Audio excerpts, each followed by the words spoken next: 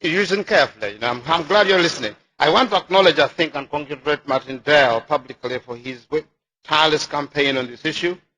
Many of us, in our different ways, have been lobbying hard, and we shall need to go on doing so over the coming days. I have made it clear, the Prime Minister, myself, that we do not intend to give up on this one until we've got what we need.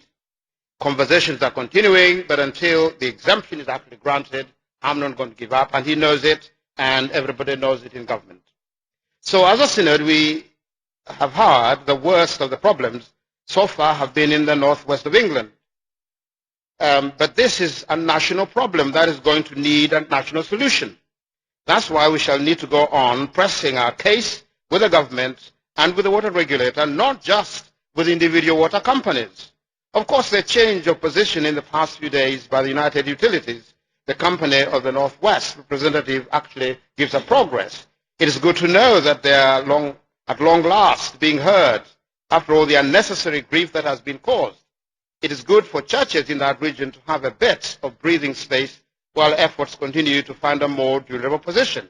But let's be very clear. The underlying question remains unresolved. We still need absolute certainty nationally that churches are not going to be treated as if they were businesses.